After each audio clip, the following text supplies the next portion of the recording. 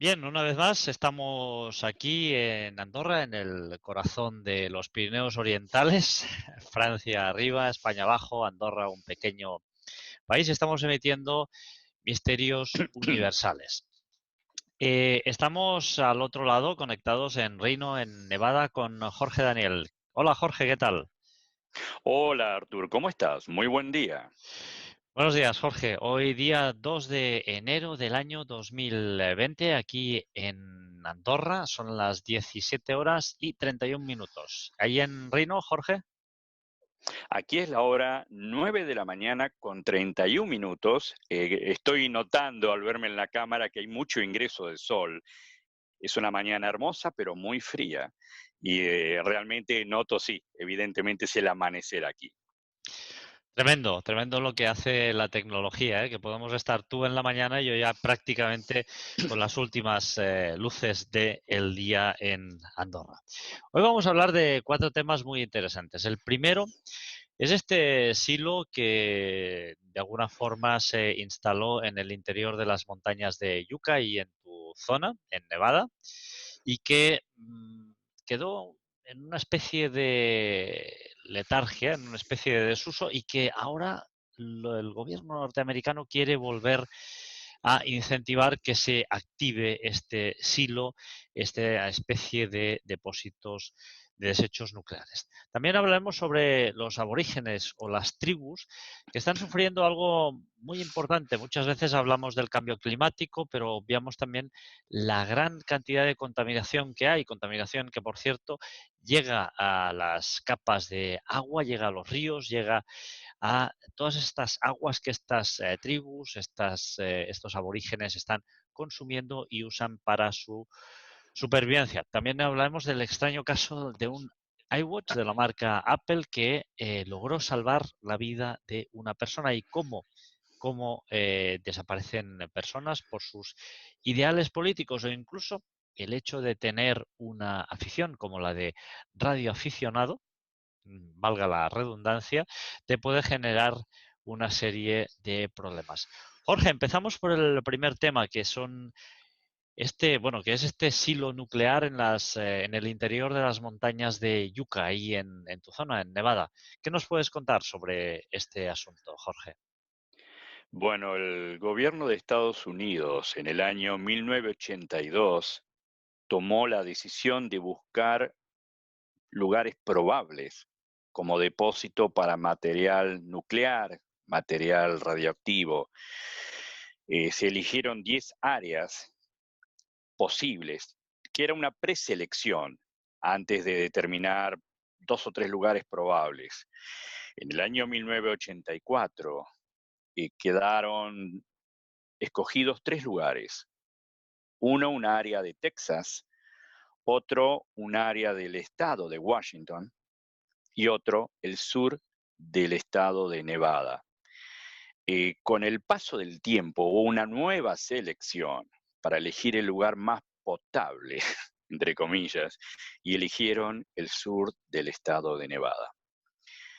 Eh, esta área, como bien dijiste, es del área de las montañas Yucca y están relativamente cerca de la ciudad de Las Vegas, apenas a 140, 145 kilómetros al noreste de Las Vegas, lo que trajo aparejado una gran polémica desde el punto de vista político y social, porque es un material altamente radiactivo y peligroso, que ellos lo incluyeron dentro de un programa que lo denominaron Proyecto de Almacenamiento de Residuos Radiactivos en capas geológicas profundas.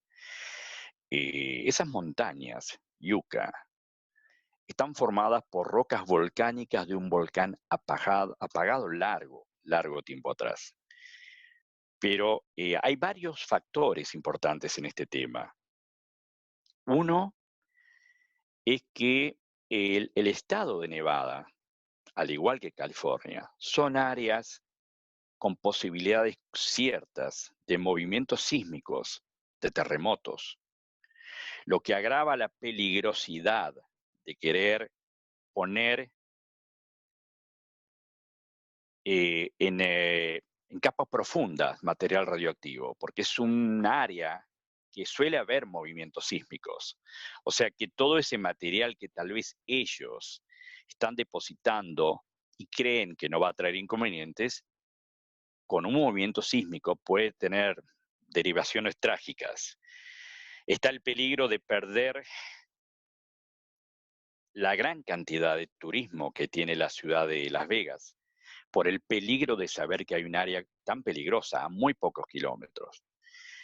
También debemos tomar en cuenta que el Área 51 y otros lugares donde prueban aviones de última generación, el ejército norteamericano, están varios de ellos diseminados en esa área.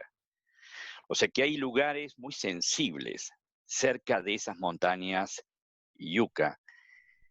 Y más allá de la población de Las Vegas, de Henderson y otros lugares muy habitados ahí, hay una gran población de una tribu indígena llamada Shoshone, que habita muy, muy cerca de esa área.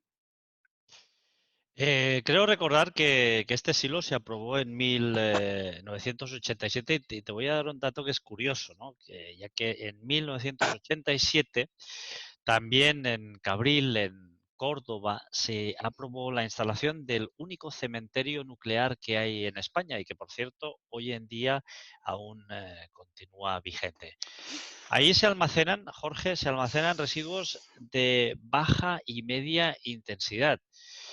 Pueden ser de baja y media intensidad, son residuos que están vivitos y coleandos y son nocivos tanto para el medio ambiente como para las personas durante 300 años. ¿Qué tipo de residuos se van a almacenar? Si es que se llegan a almacenar allí en Yucca, si van a ser de baja, de media, de alta intensidad. ¿Y por cuánto tiempo, Jorge? Porque tú decías una cosa muy interesante y es que esto podría afectar evidentemente al turismo de la zona. Yo mismo he estado en Las Ujú. Vegas y a mí me hubiera preocupado mucho estar al lado de un cementerio nuclear. ¿Cuánto tiempo van a estar vigentes o van a estar activos estos residuos nucleares? Bueno, para comenzar me gustaría aclarar que los residuos son de alta peligrosidad, no son de baja peligrosidad, no, son de alta peligrosidad. Y me preguntabas qué tipo de residuos. Son combustible nuclear usado por el ejército de Estados Unidos y otros residuos radiactivos. Se habla de un porcentaje de unos 72.000 toneladas que podría recibir el sur de Nevada. No tengo con certeza el periodo de tiempo. Sé que la idea es sí, se habla de mucho tiempo que estarían depositados ahí, pero no han dicho con precisión el periodo exacto. De cualquier forma, es un peligro latente tener algo de esa característica en un lugar donde hay poblaciones. Eso más otros inconvenientes que algunos también ponen como culpa de probables depósitos ya hechos, como problemas con el agua, que ya exceden el problema del sur de Nevada, sino que el problema del agua es en todo el estado de Nevada.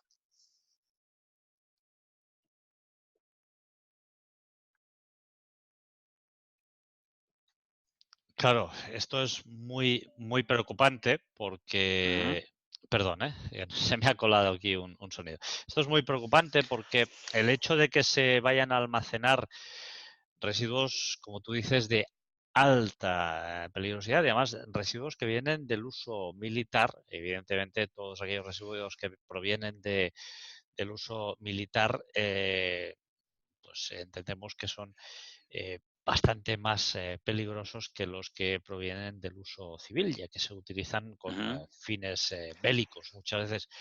Esto es algo que para mí resulta muy preocupante. La gente de ahí, de tu zona, tú que estás viviendo en esta zona, ¿es algo que se comente en la calle, que tú mismo recibas opiniones de tus compañeros de trabajo? ¿Cómo está la gente? ¿A favor? ¿En contra? ¿Qué opinan sobre todo este asunto?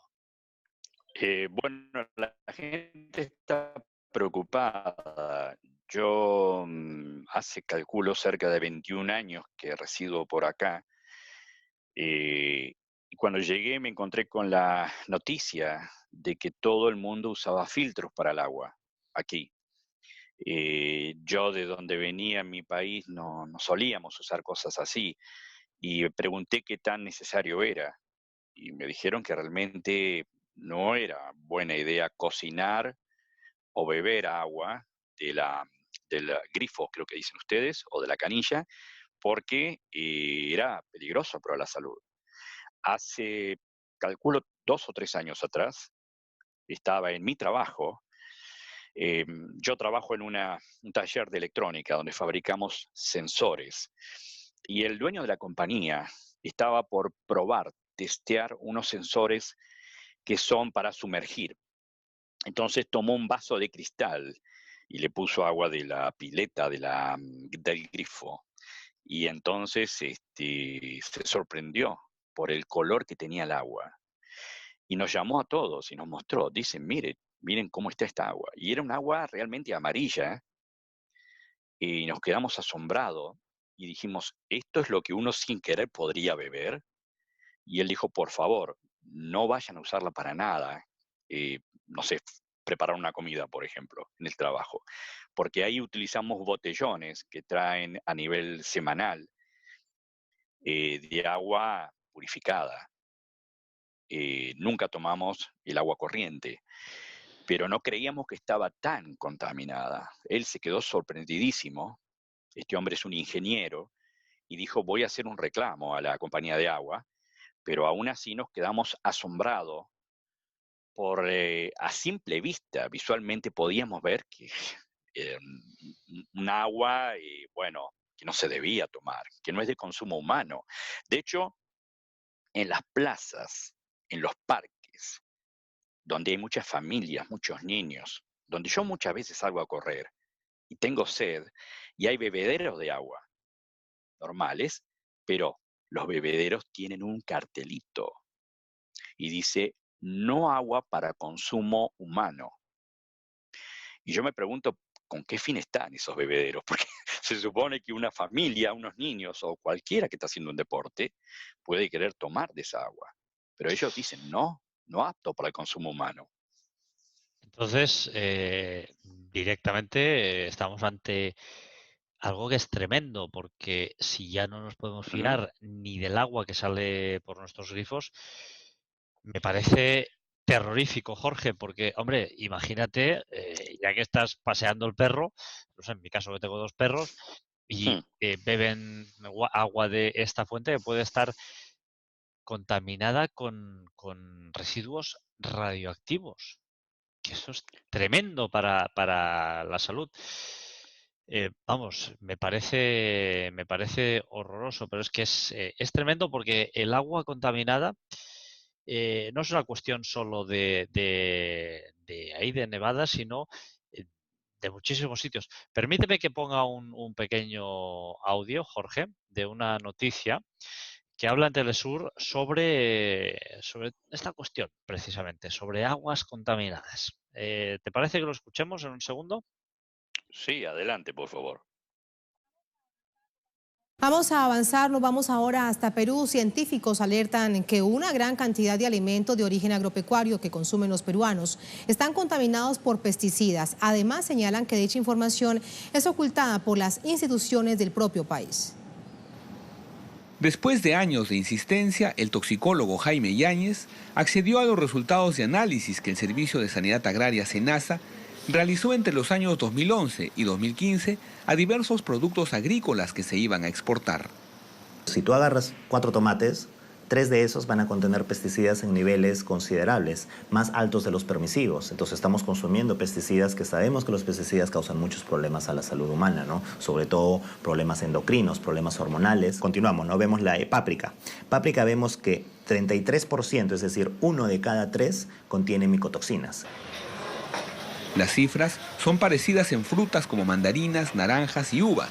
Los productos de origen animal no son la excepción. Casi la mitad de las muestras de carne contenían antibióticos. Y los antibióticos es un grave problema porque estamos viendo personas que cada vez tienen más resistencia a bacterias como el Helicobacter pylori, resfriados que antes se curaban en 3, 4, 5 días, ahora vemos que duran por semanas. Sin embargo, estos análisis solo se hacen en productos de exportación, más no los destinados al consumo interno, según denuncian especialistas, quienes señalan que en el mercado peruano se expenden más de 60 pesticidas, cuyo uso está restringido o prohibido. En el campo, lamentablemente, por la falta de formación, falta de cuidado, de control, echan la bomba atómica todos los días, o sea, con tal de librarse de las plagas. Y eso luego está quedándose en el producto. ¿Y cómo saberlo? Nadie nos los está informando, esa es una información oculta, lamentablemente. Pues en esta circunstancia lo que correspondería es declarar en emergencia el sistema de control y sanidad agrario. Para los peruanos es inaudito que el Estado permita la comercialización de alimentos que en otros países estarían prohibidos. Pésimo, pésimo, porque el Estado es el principal ente que tiene que regular eso, ¿verdad? Va en contra de la salud de nuestros niños, de todos nosotros en general. No les interesa lo que consumimos. No están poniendo interés en lo que consumimos. Los últimos años, Perú ha registrado incremento de cánceres de estómago, próstata y mama, enfermedades que según los científicos están vinculados a la ingesta de químicos y bacterias usados en la actividad agropecuaria. Jaime Herrera, Telesur, Lima.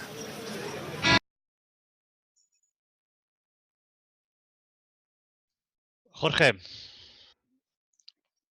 ¿cómo valoras todo esto? Porque hablamos del segundo tema, que es la contaminación de las aguas, pero evidentemente si las aguas están contaminados nuestros alimentos, ya sean de procedencia animal como de procedencia vegetal. Es así. Hace muy pocos días atrás, gente amiga que tengo en la provincia de Mendoza, en el noroeste de Argentina, están pasando por una situación complicada en cuanto al tema de la contaminación de las aguas. Y en este caso, aparentemente, tiene mucha incidencia las decisiones del gobierno. Por lo tanto, hay un gran revuelo en esa provincia de Argentina actualmente, con muchas quejas, con mucha pueblada, como dicen allá, mucha gente que sale a las calles a quejarse, parecido, salvando las distancias al incidente de acá cuando ha venido a veces el presidente de Estados Unidos y la gente sale con pancartas, y yo lo he visto, y también los indígenas del sur han venido hasta aquí con carteles reclamando por quitar esa posibilidad de un cementerio nuclear en el sur. Aparentemente muchos gobiernos, estaba viendo lo de Perú también, utilizan naturalmente el agua para regar, para cultivos, y eso es altamente peligroso. Y parece que el ser humano en muchos casos deja de ser lo importante para ciertos gobiernos del mundo. Pues sí, una vez más, los gobiernos nos piden, nos exigen que cumplamos con absolutamente todas las normativas de sanidad, normativas de seguridad, normativas de higiene, normativas de buena conducta, portaos bien, no corráis, no hagáis esto, no hagáis otro, y en cambio Sí. ellos quedan totalmente impunes y nos pueden llegar a suministrar sin ningún problema agua contaminada y de hecho sin que les tiemble el pulso para nada. Me parece tremendo, Jorge, tremendo. Y nos decías que allí en Nevada hay una tribu que está experimentando, por desgracia, esto de una forma bastante importante, ¿no? Sí, son los indios Shoshone, que suelen habitar sobre todo en el sur de Nevada. Yo he tenido la posibilidad, conozco al hijo de un jefe hace años atrás, y en una ocasión me lo presentó solo una vez a su padre, que es el jefe de una tribu, un hombre muy serio. Y sí, recuerdo que en ese momento se trató el tema de la contaminación y ellos sienten como que no son tomados en cuenta, como que para el gobierno, su salud o la de sus familias no pasan a ser la prioridad. Y la población normal de la ciudad de Reno y de Carson City y de toda esta área, cada vez que se acerca una autoridad importante, van a reclamar, entre otros puntos, ese. Y cuando vienen a hacer también proselitismo político en las épocas de elecciones, es uno de los temas controvertidos que se tocan cuando vienen a esta área a hablar. Siempre sale el tema de la contaminación, de los residuos nucleares y del agua. Sí, pero por mucho que salga, vemos que parece ser que a las autoridades les importa bien poco, ¿no? Bien, pues hemos tratado dos de los 4 temas que teníamos pendiente. El tercer tema es una extraña noticia que me comentabas de cómo en este caso un aparato tecnológico, concretamente el iWatch de Apple, salvó la vida de una persona. ¿Qué pasó, Jorge, concretamente en este caso?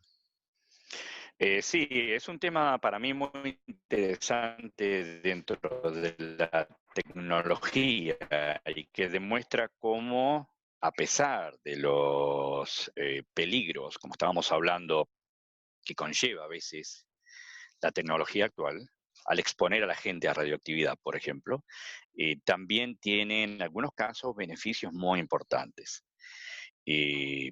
Uno sabe de las utilidades, por ejemplo, actualmente de un teléfono celular o móvil, creo que le llaman ustedes, pero lo que yo no sabía, hasta qué punto había avanzado la tecnología en los relojes. Yo suelo tener un reloj, que es el que utilizo para correr, para competir, que tiene muchas funciones para un atleta, pero hay otros relojes aún mucho más avanzados, que exceden simplemente el marco de lo atlético y que en este caso pueden llegar a salvar una vida. Eh, Estos relojes de la marca que acabas de nombrar, Apple, tienen unos modelos caros, pero de alta tecnología. Es lo último que han sacado. Y en este caso en particular, un padre y un hijo que solían hacer mucho ciclismo de montañas, ¿no?, en el área de Nevada y Utah, que tiene muchos cañones, muchos lugares excelentes para practicar ese deporte en particular. Salieron en sus bicicletas de montaña con sus relojes, cada uno tenía el suyo, y estaban disfrutando de una jornada en familia, entre ellos dos, pero el padre, que tenía un mejor estado y jugaba con su hijo, se adelantó, como buscando provocar al hijo a que tratara de alcanzarlo. El padre se alejó, pero después de un rato, el joven que venía atrás en su bicicleta recibió una señal en su reloj. La señal decía que se había detectado un golpe fuerte en el reloj que iba delante, que la persona que llevaba ese reloj, el padre, había variado sus síntomas vitales. Por ejemplo, las señales cardíacas habían variado. No parecía reaccionar. Entonces el reloj por sí solo envió una señal a este señor que iba adelante, una vibración, como para, entre comillas, despertar o reaccionar a este señor que no estaba evidentemente lúcido. Pero el señor no reaccionó ante esta vibración y ante determinadas señales de llamado del reloj. Entonces el reloj se puso en contacto con el otro, el del hijo que venía mucho más atrás, diciéndole que se sospechaba de un accidente. Y le envió las coordenadas, el lugar geográfico donde estaba. El hijo apuró su paso en su bicicleta como para llegar rápido a ese lugar. Repito, es un lugar de cañadas, no es un lugar llano, tiene su complejidad. Pero cuando él estaba cerca del área, pudo observar un helicóptero que se acercaba. vio bajar el helicóptero a una determinada distancia y al poco rato despegar. Cuando el joven llegó, se encontró con que ya el padre había sido evacuado. Lo que pasa es que el reloj por sí solo le envió un mensaje en este caso al hijo del accidentado, pero también ante la falta de reacción de este señor, envió una señal con las precisiones de su corazón, la zona geográfica al número 911. Y desde allí enviaron un helicóptero por lo difícil de llegar a esta área por otro medio, y lo rescataron y le salvaron la vida. Él había caído a determinada altura y estaba desmayado, inconsciente. Entonces ahí podemos ver cómo un reloj, que era algo para mí totalmente impensado, puede llegar a salvar la vida de una persona que está inconsciente, comunicándose con familiares en este caso y a la vez con autoridades para que puedan ir en su rescate. Sí, de hecho no es el único caso, porque hay un tal William Mongidez, creo, de 32 años, que también tenía activado el monitoreo vital de las pulsaciones, de sus pulsaciones, y el reloj detectó que súbitamente estas pulsaciones habían aumentado de una forma bastante alarmante. Y este señor resulta que tenía una úlcera que se le había perforado y se estaba literalmente desangrando. Pudo llegar al hospital y había perdido prácticamente el 80% del total de su sangre, pero pudieron salvarle la vida gracias a este reloj. O sea que muchas veces sí que nos quejamos de que evidentemente con la tecnología se nos controla, de alguna forma saben dónde estamos en cualquier momento, están escuchando incluso aquello que decimos, pero también hay que reconocer que la tecnología, y siempre lo hemos dicho, usada de una forma correcta y equilibrada, es un instrumento excelente. De hecho, Jorge, la prueba la tenemos hoy porque estamos a miles de kilómetros de distancia y gracias a esa tecnología y unos cables de fibra óptica submarinos, pues podemos estar hablando tranquilamente a miles y miles de kilómetros de distancia y además prácticamente sin que apenas se note el retorno en esta conversación. Pues tremendo, Jorge. Muchas gracias por traernos esta historia porque ha sido muy interesante. Y el cuarto tema que teníamos, que queríamos hablar, es el hecho de que hayan desaparecido personas por sus implicaciones políticas, por sus ideologías, cosa que me parece tremenda porque, bueno, yo soy totalmente apolítico, pero sí que me parece, digamos, algo básico, un derecho fundamental que cualquier persona pueda pensar y expresar aquello que piense y que sienta, evidentemente siempre desde el respeto, sin faltar el respeto a nadie, sin insultar, sin alzar la voz, y que esto no signifique o que no le tenga que costar la vida o que le tenga que costar algún problema. ¿Qué nos puedes decir respecto a esto, Jorge? Bueno, en mi país, creo que todos saben, yo soy nacido en Argentina, hubo un periodo de tiempo, al igual que en otros países ha ocurrido lo mismo, ¿no? En Sudamérica, por ejemplo, que por ideologías políticas e inclusive religiosas, la gente podía perder su libertad, podía ser arrestada, podía desaparecer y no regresar nunca más, sin una explicación para la familia. Y eso aconteció varios años en mi país. Yo era muy joven, pero recuerdo que esas cosas pasaban, que uno debía tener cuidado no solo en cuanto a sus preferencias, por ejemplo, políticas o religiosas, sino inclusive si uno entre sus amigos tenía gente que sí profesaban ese tipo de ideologías, el hecho de que yo fuera amigo de esas personas me volvía alguien que podía ser peligroso para determinada gente, solo por tener amistad con esta persona que sí tenía esa ideología. Yo pasaba a ser tomado en cuenta como un probable problema. Y eso era algo que ocurría y había que tener mucho cuidado.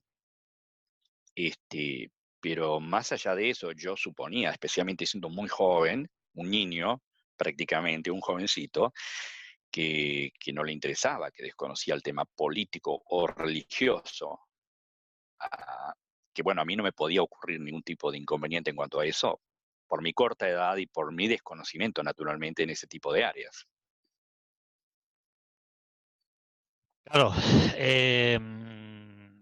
siempre hemos sabido que los gobiernos y sobre todo aquellos que han sido autoritarios han perseguido todas aquellas ideas que han sido contrapuestas o contravenidas a las propias de estos gobiernos, porque todos sabemos que, claro, evidentemente cuando un gobierno piensa una cosa o quiere ir hacia una dirección, evidentemente si sale algún revolucionario, aunque esté perfectamente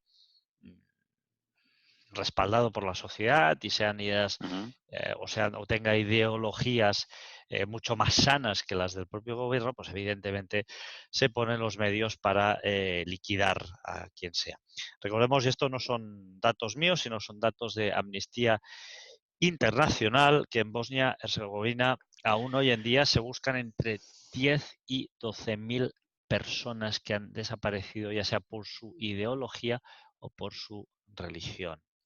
En Ajá. Nepal, de 1.300 a 1.400 por el conflicto que se inició en 1996 y que acabó en 2006. Las autoridades nepalíes jamás han querido investigar este anuncio, este suceso, perdón. En El Salvador, Ujú. más de 2.200 personas. Y en México, 700 personas que han desaparecido por también ese evento que llamaron la Guerra Sucia. Jorge, explícanos una experiencia que tuviste tú, porque tú eres muchas cosas y una de las que a mí más me gusta y con la cual me siento muy identificado porque también he hecho mis pinitos en ese ámbito. Tú eres radioaficionado. Cuéntanos qué te pasó con cuéntanos exactamente qué es lo que te sucede a ti y justamente que está muy relacionado con esto que estamos hablando. Sí. eh, pero quiero aclarar que cuando ocurrió este incidente, yo no era todavía radioaficionado, era un joven que practicaba otro hobby que tiene cierta parentesco con la radioficción. La radioficción a uno le da la posibilidad de comunicarse con gente en todo el mundo, hablar, no vernos, pero sí hablar y escuchar a los demás, poder tener contacto tal vez con medios humildes, relativamente humildes, con una antena y un equipo, con gente que está muy, muy distante, con colegas. Pero en este caso en particular, yo todavía no tenía licencia de radioaficionado, sino que yo practicaba un hobby que se llama diexismo, que se abrevia con una letra D, un punto y una X. La D significa distancia y la X desconocido. El hobby se trata de escuchar emisoras generalmente en onda corta, pero puede ser en onda media, inclusive hasta frecuencia modulada y en su momento también lo practiqué en televisión. Entonces, el hobby es no hablar, sino escuchar. Escuchar emisoras de todo tipo, emisoras locales de un pequeño pueblo, de una pequeña ciudad, emisoras que representan a un país en el exterior, escuchar emisoras llamadas piratas que transmiten ilegalmente contra un gobierno. Hablamos de emisoras de broadcasting, de radio, no personas individuales. Escuchar también emisoras llamadas utilitarias, que tienen contacto con barcos, con aviones, que dan la hora en forma precisa, y hay algunas de ellas en el mundo, ¿no?, que lo hacen, que dan la señal horaria perfecta. En Japón, en Ecuador, Hawái, hay varias. Cuando uno escucha esas emisoras, hace lo que se llama un reporte de recepción. Antes uno lo hacía, no había internet, lo hacía a mano y enviaba una carta a esa emisora.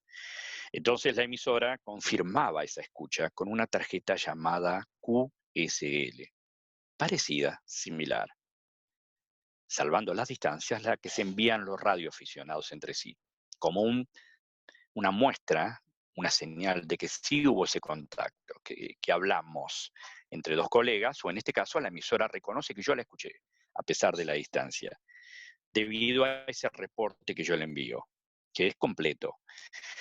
Ese era el hobby que yo practicaba teniendo 14 años. Uno de mis mejores amigos me había mostrado este hobby y realmente me atrapó la idea de poder, moviendo una perilla de un receptor, escuchar emisoras y viajar, por así decirlo, por todo el mundo con facilidad. Y eso es lo que yo practicaba a esa corta edad. Y naturalmente que no es nada malo, es algo muy bueno. Abre la posibilidad de aprender otras culturas, otros idiomas, de tener contacto a veces a través de una carta, que a uno le envían la posibilidad de comunicarse con gente también de esas emisoras, recibir información, folletería y demás. Todo es muy bueno culturalmente hablando, y ese fue un paso previo a después ser radioaficionado. Pero yo estando en esa situación, en esa circunstancia, muy entusiasmado, yo dedicaba prácticamente todos los días, desde las 6 de la tarde, a veces hasta la medianoche. En algunas ocasiones me levantaba muy temprano para poder escuchar emisoras asiáticas o de Oceanía. Entonces yo en todos los horarios sabía dónde podía buscar algo nuevo, de África, de donde fuera. Pero yo recibía correspondencia de esas emisoras, que repito, no eran personas, eran emisoras de radio. Ellos me enviaban correspondencia a mi casa, yo recibía mucha correspondencia. Había veces que me llegaban 7 cartas, ¿no? A la vez, el mismo día. Claro, entonces tú tenías una corta edad, digamos que no, en aquel momento no estás ni militando en ningún partido político, No. ni estás en ningún tipo de actividad bueno, que pueda ser de alguna forma de exposición pública. Sí, así es. Yo era muy jovencito y mis amigos más o menos de la misma edad y practicábamos ese hobby con total ingenuidad, inocencia, divirtiéndonos con algo que nos apasionaba en ese periodo de tiempo que la gente desaparecía a veces por razones políticas o religiosas, pero yo estaba exento de ese tema. Pero en una ocasión llegaron a mi casa a golpear 2 hombres con un traje oscuro, con lentes oscuros, muy elegantes, mostrando una identificación que no era de la policía, era de un servicio secreto. Y hablaron con mi madre. Mi pobre madre abrió inocentemente y le preguntaron por Jorge. Sí, dijo, no está acá, está en este lugar. Les dio una dirección, no está justamente hoy acá, pero lo pueden encontrar ahí. Agradecieron y se fueron. Yo estaba solo en ese lugar y llegaron estos señores, nunca me olvido, muy serios. No se quitaban los lentes. Y llegaron y preguntaron por Jorge. Y yo recuerdo que les dije, Jorge, soy yo. Y nunca olvido su mirada. Ellos se miraron entre sí sorprendidos.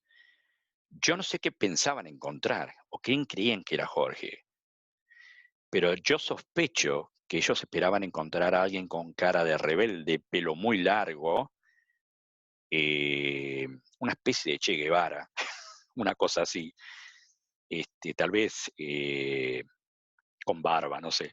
Y se encontró con un joven delgadito, chiquitito, de pelo corto, con aspecto inocente como cualquiera a esa edad. Y dijeron, ¿en serio? ¿Vos sos Jorge? Sí, soy yo, Jorge Daniel, soy yo. Entonces me mostraron una identificación y me dijeron que habían sido enviados a hacerme unas preguntas de un servicio secreto a mí, y después me enteré que a mis amigos, mis queridos amigos de toda la vida, que estaban en el mismo hobby que yo, también fueron a sus hogares. Y me hicieron muchas preguntas sobre el hobby. Yo, con total inocencia, estaba contento que alguien me preguntara por algo que yo amaba tanto. Entonces yo hablé con total naturalidad del hobby, de los equipos, de las antenas, de la comunicación, de las horas que había que escuchar y de las tarjetas QSL. Ellos me preguntaron qué tipo de países yo tenía contactos y les dije, realmente todos los continentes, hasta la Antártida, con todos he hecho contacto. Entonces ellos me hablaron de 2 países específicamente. Estaban preocupados por 2 en esa ocasión. Me hablaron de Rusia y me hablaron de Cuba. Y yo les dije, sí, con ambos he hecho contacto. Radio Moscú y Radio Paz y Progreso, ambas de Rusia, y también Radio Habana, Cuba. Ahora hay otra radio en Cuba, que es Radio Rebelde, pero en esa época yo no la escuché, entonces solamente era Radio Habana, Cuba. Y me preguntaron qué tipo de material me enviaban, y yo les dije programación, folletos del área, tipo turísticos, pero lo que realmente me interesa, le expliqué, es la tarjetita que confirma mi escucha, que para mí es el tesoro más grande, y lo tengo en carpetas, le dije. Me preguntaron si recibía algún tipo de información política, y yo le dije, no, de Cuba no, para nada, no me hablan nada de eso, es información propia de una emisora de radio de onda corta, nada más. Pero la radio de Cuba sí me manda a veces algunas, en su carta, en las cartas que ellos solían enviar a la gente que hacía este hobby, abajo, al pie de la carta, solían enviarme algunas consignas políticas, pero que naturalmente yo no les prestaba atención porque no me interesaba en lo más mínimo. Y para fin de año me mandaban un calendario con, no sé, la foto de los líderes de gobiernos de Cuba. Tampoco me interesaban. Ellos me recomendaron que yo no me comunicara más con esos 2 países, que quemara o destruyera todo lo que tuviera de esos 2 lugares. Y yo les dije, con tristeza, pero las tarjetas QSL, por favor, no, le dije, es un recuerdo maravilloso para mí que quiero conservar. Y ellos me dijeron que debía destruir inclusive eso. Yo, como un joven obediente, les dije que sí. Me acuerdo que me deshice de todo, excepto de las tarjetas QSL, porque es lo más importante, es el tesoro más grande para un diexista y también para un radioaficionado. Y yo esas tarjetas no las quise destruir y no les escribí más, pero, por ejemplo, Cuba sí solía mandar cada 6 meses nuevas programaciones, variaban a veces la frecuencia, las bandas de transmisión, y mandaban esa información, y con ello volvían a mandar las consignas políticas. Yo realmente me preocupaba, porque yo no les escribía, pero ellos sí me mandaban cada 6 meses. Los rusos ya no lo hicieron más, y seguí en contacto con otros países. En ese momento yo no me daba cuenta de la gravedad de lo que había ocurrido. Con el paso de los años me di cuenta que mucha gente, inclusive joven, en algunos casos desaparecía por ser una preocupación para cierta gente. Entonces tomé conciencia de que debía sentirme muy feliz de poder seguir con mis padres, con mi familia, con mi vida, con mis estudios, con mis hobbies, porque me había salvado realmente de un posible peligro, que yo no me daba cuenta en ese momento de la gravedad.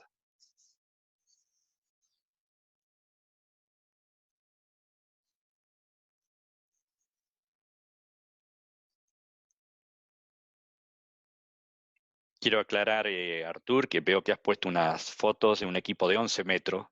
Eso es Banda Ciudadana. Es una banda llamada, con el mayor respeto, clandestina, porque no hace falta tener una licencia para hablar por ese medio. Yo lo he practicado también, antes de la licencia de radioaficionado. y uno puede realmente comunicarse con mucha gente que no es todavía radioaficionada a través de ese tipo de equipos en el mundo. Yo lo he practicado un buen tiempo, sí. De hecho, brevemente, en una ocasión yo quería más potencia para ser escuchado más lejos con ese tipo de equipos, y uno de mis mejores amigos me hizo un buster que me daba más potencia y la potencia de salida. Y dijo, te van a escuchar todo, Jorge. Todo el mundo te va a escuchar ahora. Y yo hablaba, recuerdo, quería comunicarme con alguien de República Dominicana y no me escuchaba, por lo menos no me respondía. Sin embargo, al rato tocaron timbre en casa. Mi padre abrió y era un vecino cercano que venía a quejarse que mientras veía una película con su familia escuchaba mi voz por el televisor. Que quería hablar con alguien de República Dominicana y mi padre dijo, bueno, para un poco con eso que pusiste porque vamos a tener problemas con el vecindario. Así que quité ese equipo de potencia y volví a la normalidad porque naturalmente uno no quería perjudicar a nadie. Pero sí, son esas cosas que ahora lo recuerdo con aprecio, con cariño, simpático, experiencias que uno vivió en ese tiempo, ¿no? Esto demuestra dos cosas, Jorge. La primera es que por muy pequeño que sea un ciudadano o por muy pequeño que uno, o por poco que pueda pensar uno que puede llegar a incidir o pensar que uno es tan pequeño que el gobierno no le pueda estar siguiendo o espiando, eso nos demuestra que no, que por muy Jorge o muy Artur que seas, evidentemente los gobiernos siempre nos están espiando, nos están observando y ahora y hace 30 años o 30 y pico años atrás, porque, hombre, evidentemente tu experiencia denota que, claro, en aquella época no había tanta tecnología, pero sí que habían esas postales que te llegaban y evidentemente te llegaban de esos países, pues que, claro, en este sentido no eran amigos o bien tu país consideraba que podían ser generadores de cierto contenido que no sería demasiado correcto para ellos. Con lo cual, hombre, vemos que en 2019 tampoco han cambiado tantas las cosas. Sí que evidentemente tenemos mucha más tecnología, pero evidentemente se nos continúa espiando igual o peor, porque claro, evidentemente los medios hoy en día son mucho más amplios y de hecho mucho más sencillos. Jorge, a ti te pasó esta experiencia y había dos hermanos italianos, hablando bueno, de personas que pueden llegar a desaparecer, ¿no? En este caso, claro, en tu caso no desapareciste porque evidentemente estás aquí, pero sí que te podían haber relacionado con algún tipo de actividad delictiva, terrorista, etcétera, con estas cartas, con estas postales que tú recibías y podía haber sido el caso. Pero hay dos hermanos italianos, comentábamos hace unos días, los hermanos Giudica Cordiglia, que ellos eran radioaficionados y curiosamente con estos aparatos, pues llegas a escuchar, tú también decías, y escuchar no es ningún tipo de delito, muchas cosas muy curiosas.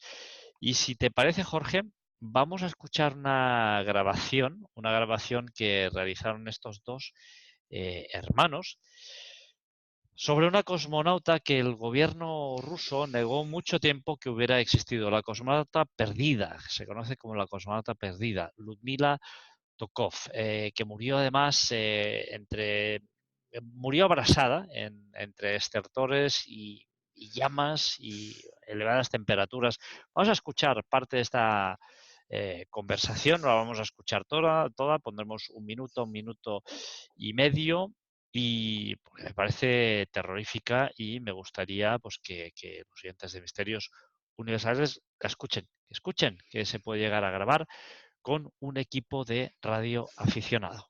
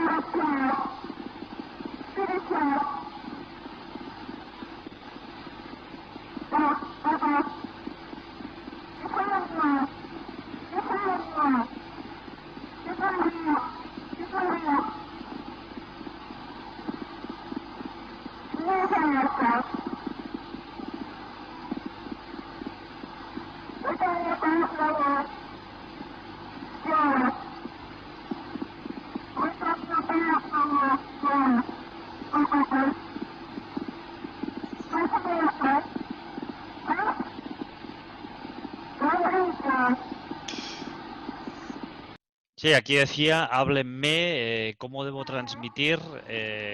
Se oye esta voz que está prácticamente agonizando.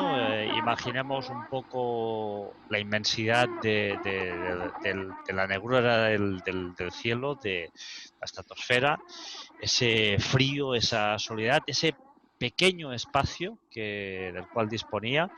Y aquí estaba diciendo, siento calor. Y después de poco tiempo se perdió la comunicación con esta cosmonauta. Terrible, terrible lo que se puede llegar a grabar con un equipo de radioaficionados, ¿no, Jorge? Sí, esto data del año 1961, esta grabación. Se supone que fue alrededor del 16 de mayo de ese año.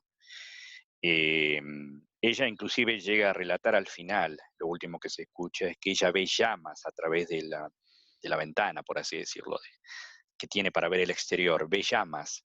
Se supone que estaba reingresando a la Tierra y que el sistema que tenían para preservarla en el reingreso del calor no funcionó.